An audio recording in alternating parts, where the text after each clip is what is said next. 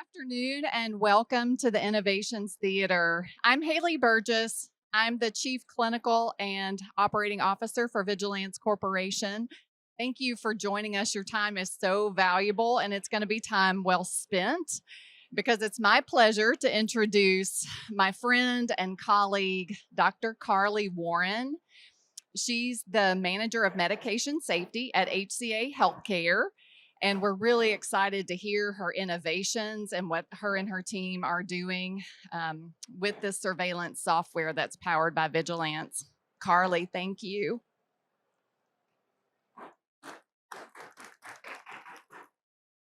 Good afternoon. Thank you for joining us today. As Dr. Burgess said, my name is Carley Warren, and I have the honor and privilege of leading medication safety initiatives for HCA Healthcare hospitals.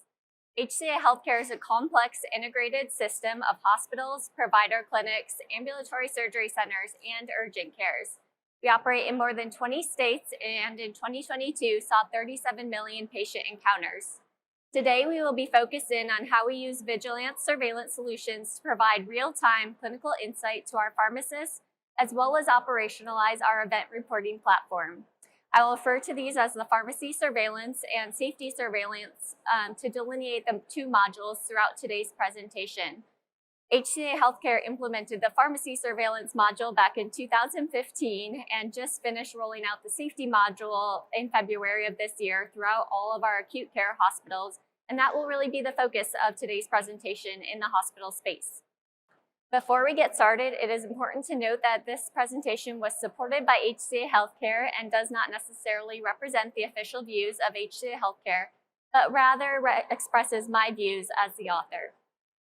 Our objectives for today are to outline benefits of safety surveillance systems, demonstrate readily available safety data in the VigiLanz pharmacy system, describe current safety data through our Enterprise Facility Health Report, highlight methods for utilization of surveillance data for facility improvement measures, and discuss the impact of safety surveillance on the culture of safety. As you are likely aware, safety event reporting generally relies on voluntary reported events, which hinges on the healthcare professional identifying the event, having the time to document in the system, and feeling comfortable enough to do so. Using surveillance systems can greatly enhance objective data that can point us to specific processes or areas that have system vulnerabilities.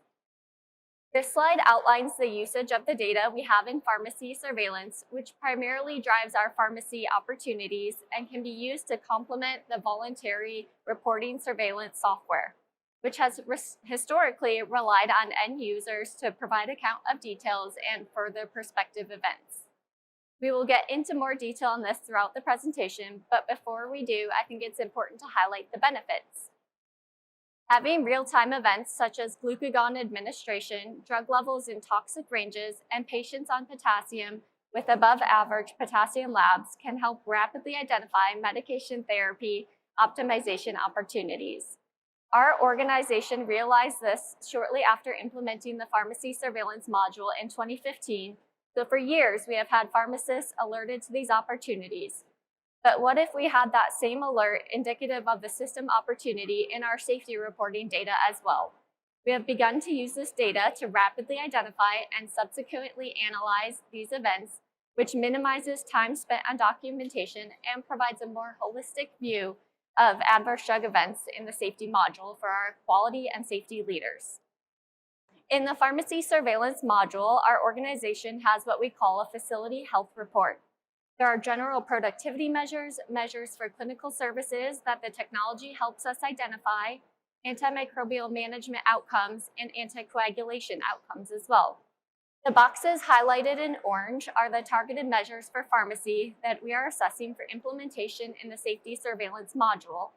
You can see examples like naloxone administration, hypoglycemic event management, anticoagulation duplications, warfarin with a subsequent INR greater than 5, and reversal agent administration for our anticoagulants. We'll discuss this after reviewing more pharmacy surveillance module capabilities that highlight the safety of the technology. The pharmacy opportunities are driven by a rule engine and customizable to meet our needs. Here are just a few examples in addition to the content I've just covered of how we use our pharmacists to intervene on medication opportunities.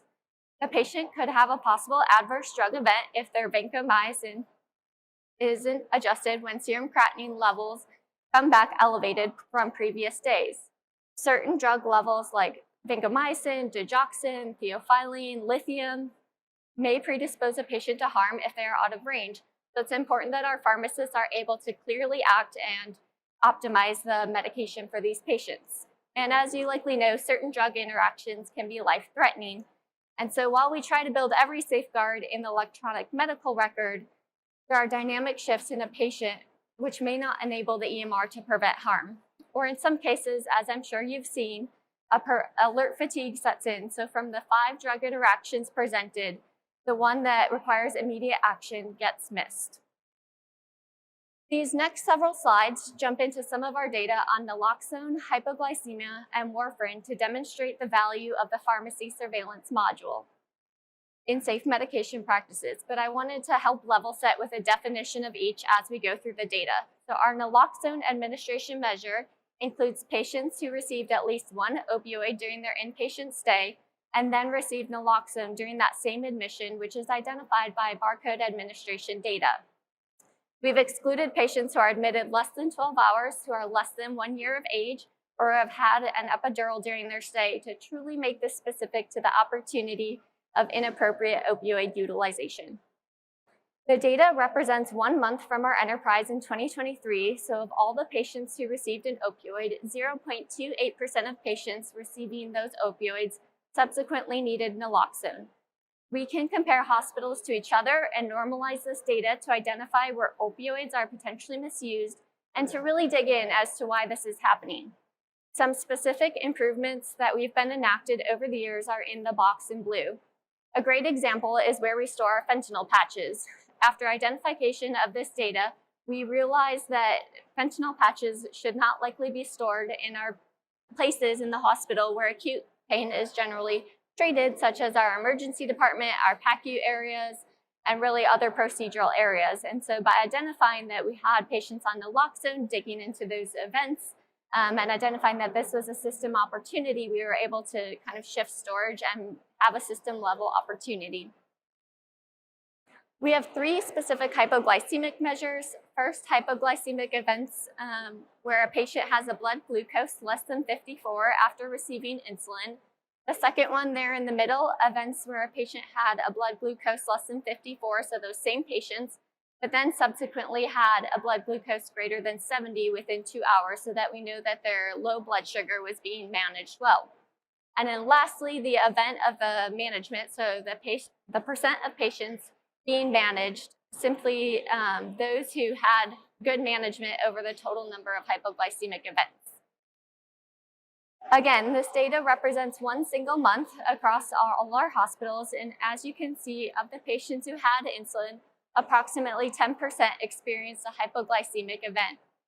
And about 75% of these patients had a blood glucose greater than 70 within 2 hours. We can actually see when that lab data came back and know which hospitals are acting quicker to their low blood glucose levels and which hospitals or even care areas within a hospital are taking a little bit longer to respond to these adverse patient events. Having this real-time insight into our care areas or types of patients who had these events enables us to problem solve for contributing factors. Our warfarin measure includes inpatients for greater than 24 hours who received warfarin and had an INR greater than 5 subsequently to receiving warfarin within the hospital, in attempts to identify patients whose warfarin dose may not have been optimized or other contributing factors led to this, such as drug interactions, diet changes, or elevated trends in their INR. Our reversal agent efforts for anticoagulants are largely focused in the ED right now, and we are working to expand this data to inpatient units. So as you can see, it's defined as a barcode medication administration of one of the following reversal agents.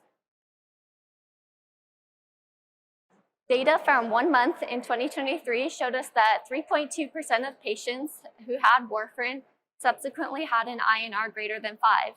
This has greatly improved from 2015 when we started creating visibility into this data.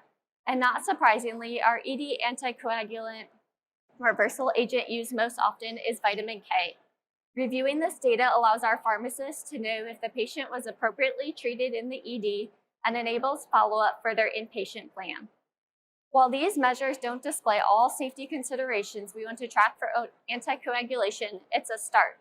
COEX have presented a unique challenge over the last couple of years as their utilization increases.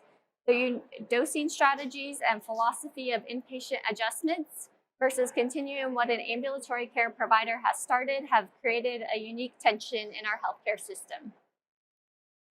I probably don't have to tell this group, but an adverse drug event cost to an institution is an enormous amount of money annually, as well as the soft dollar impact on patient experience, caregivers who are engaged in caring for the patient, and the overall hospital reputation. As healthcare leaders, we are often faced with justifying our technology and resources, so literature suggests specific dollar amounts with these poor patient outcomes we have presented today. As you can see across the bottom, the total kind of figure that's represented in literature for an average adverse drug event is an increased cost of $3,500 and an increased length of stay of almost 3.4 days. This slide demonstrates that since we have had pharmacy surveillance in 2015, our care for patients on warfarin has improved so much that annually we spare 271 patients from having an INR greater than 5, which could lead to a major bleeding event. Using the costs from the last slide, that is nearly $3 million annually. For patients requiring naloxone following opioids, we have also seen a reduction in which about 1,400 patients were spared annually, equating to a savings of about $11.5 million.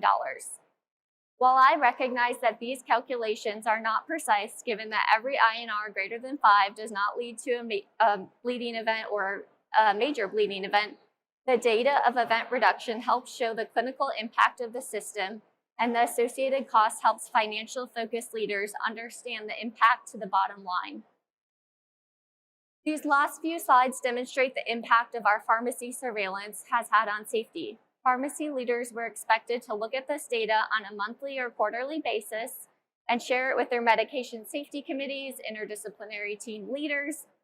But as we think about the integration of both our pharmacy and safety module, we can integrate the two rule engines so that these events will automatically trigger a safety event where we get near real-time patient-specific investigation, similar to how we normally respond to a voluntary reported event.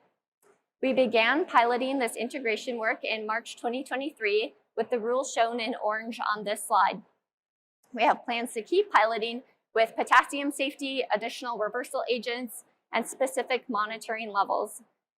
Using the global trigger tool model from the Institute for Healthcare Improvement has been the foundation of this work and the progress that we've made. You may be bought in by this point, or you may be thinking, so what? This objective data is immensely helpful from an enterprise-wide level to help spread best practices from those that have solved specific system vulnerabilities.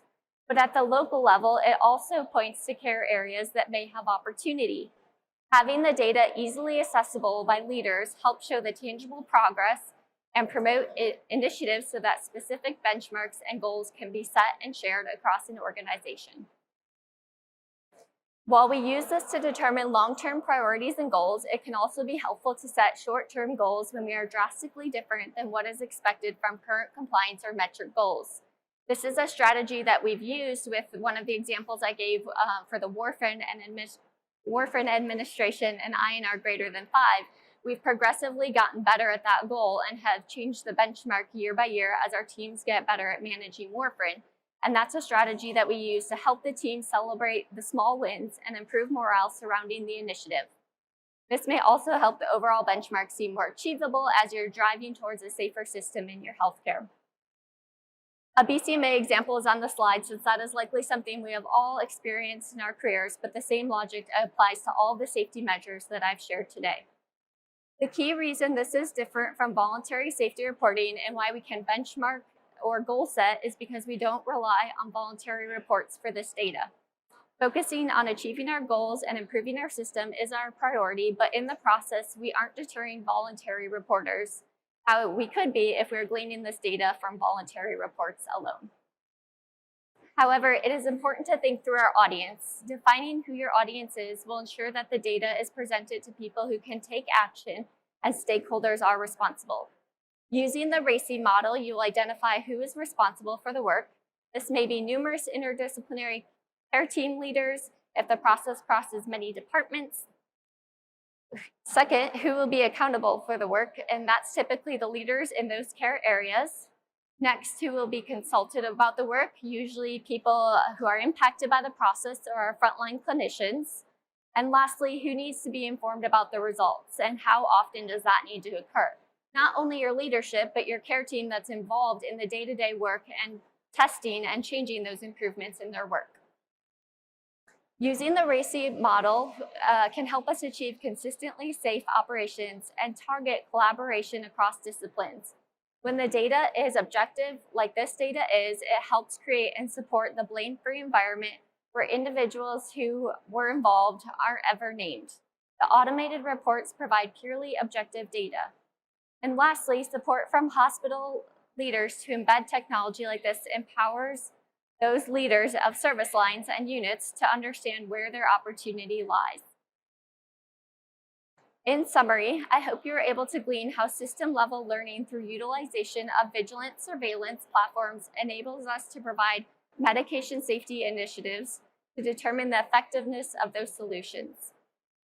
I appreciate you taking time to join me today. I'm happy to answer any questions over at the booth to the left, and feel free to connect with me virtually. And I hope you all enjoy the rest of your conference.